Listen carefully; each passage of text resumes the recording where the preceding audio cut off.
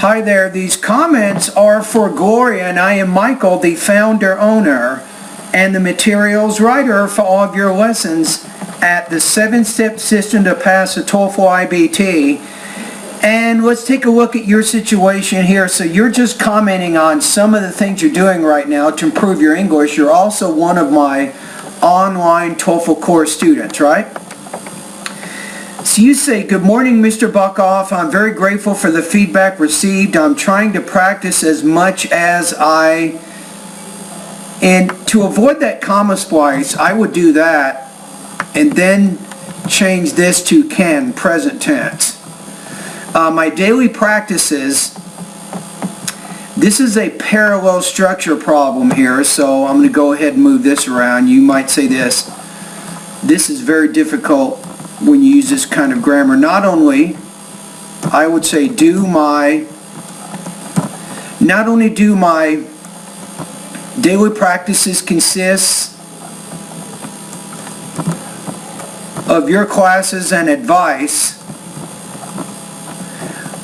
but also I am trying a few things that might be useful for other students, and that is why I'd like to share it, because there might be other students facing the same situation." All right, so you say, in a nutshell, it goes something like this: reading more, listening to lots of TED Talks. On this I collaborate to translate in Spanish.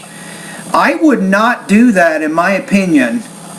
I would try to understand, if you use caption, translate it into English, or use English caption, not Spanish caption. So I would encourage you to start trying to focus more in English and try to translate less. So that's one part, especially as students become more and more advanced in English. I always tell them to translate less and less into the first language. You say also listening to news. The problem is that here in Dubai, the English around is British. It makes my brain confused on how to pronounce it in British English. Who cares? If you're doing the TOEFL exam, especially the speaking section, if you pronounce things in a British accent, nobody cares. You're still going to get a high score. You say practice intonation with my son. Easy phrases such as "Where are you?" "What are you doing?" until getting the rhythm naturally. You say 4, playing brain games for vocabulary retrieval.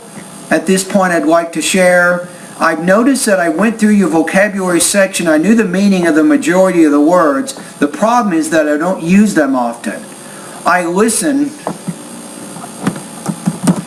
to anything in English and understand 98% of what I would say here, what is said or written, but still I feel trapped in trying to express myself.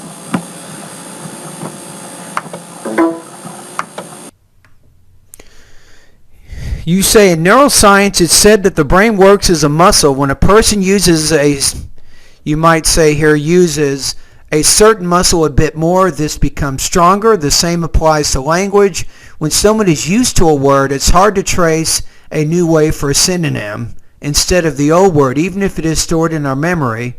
So for this purpose, we are advised to do games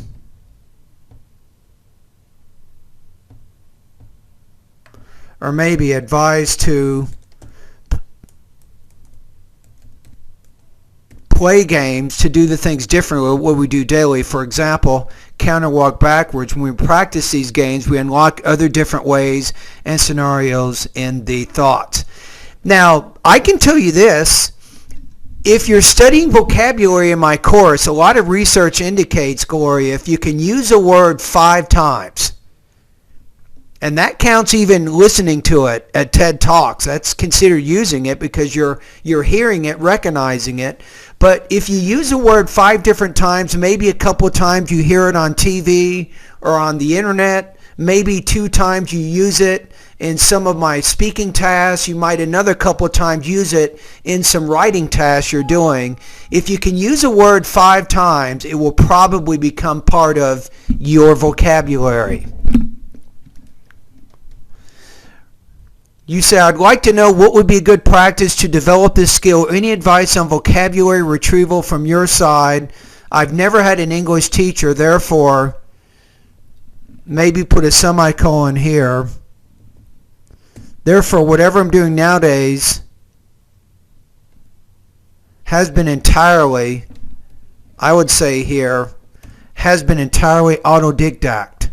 So for sure, I make many mistakes. I don't know. I'm going to say with the vocabulary that you're doing, if you're doing the reading and the listening, I think that's good. If you can do that every day, maybe for 45 minutes to an hour or so of doing the reading and listening practice, that's good. I would advise you to stop translating, though. I would not do that. And what I would do here is if you go to my online course, I think a good step would be to download the vocabulary words and put them onto your iPad if you haven't done that already. So let me show you what I'm talking about. So let's go to the vocabulary section of my course for a minute. That's probably maybe the first thing I'm going to recommend to you right now. So if you go to vocabulary lesson 4, right? And to help you get familiar with these, I would go ahead here. This is the actual list.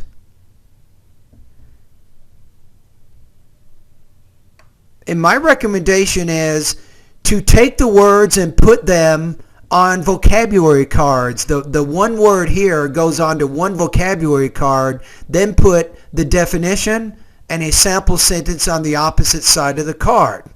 That's your first step. It takes probably maybe 1 to 2 months just to do that.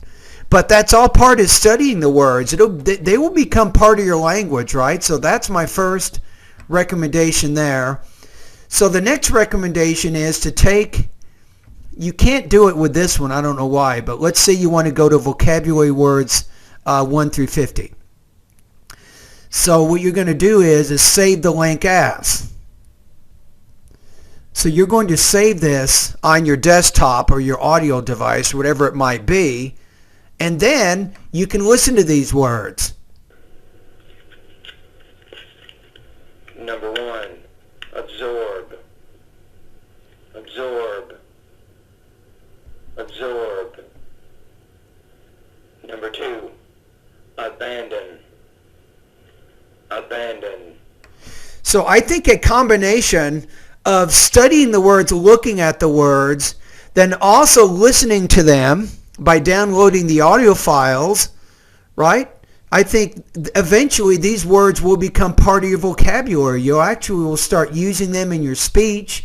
And the important thing is that you study the vocabulary in my course, you'll start to see them. You will see them everywhere. You will see them in the TED Talks. You'll see them in newspapers when you're doing reading practice. You'll see them in magazines. You'll see these words in books.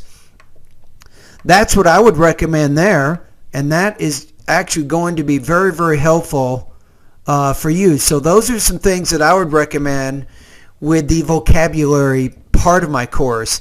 If you want to get some family members involved, you can get other members and say, okay, your job is to take the vocabulary words from maybe lesson 5 and to put them all on to note cards. And you might give an assignment to somebody else, say, I want you to put these vocabulary words also on the note cards, maybe lesson 6. So your goal here is to get used to listening to and going through the note cards for all 1,500 of my college level words at my online TOEFL course. And eventually, these words will become part of your vocabulary. So remember, you're doing the reading practice already. You're doing the listening practice as you're saying. Then you're studying the vocabulary in the vocabulary part of my course, getting those words down onto note cards. You're also downloading the audio files and putting those on your audio device, or your electronic device so you can listen to those. And I think in a month or so you'll be surprised at how many of these words you will know and you will be able to use. They will become part of your English language. All right, so those are my comments based on what you said here. So keep up the good work. I've enjoyed listening to your independent speaking tasks. And that's another thing you can do that you might want to think about before I close the video here, is as you're doing the TOEFL speaking, I know your speaking is not perfect right now, but if you write out your response, maybe take a half hour to an hour to write out the entire response, make sure the vocabulary is good, even make a point of trying to use some of the words from my vocabulary list and write that speech out, practice it several times, and then post it for me there, you're actually starting to use the vocabulary words that you're studying, and eventually it will become part of your own speech, and you will become more and more natural as you do your TOEFL speaking. All right, now of course during the TOEFL exam you cannot do this, but some of my students will do this now, and then 2 or 3 months later when they do the TOEFL exam, they get a really, really high score on the speaking. I mean over 28 points. All right? Anyway, thank you very much, Gloria. Keep up the good work.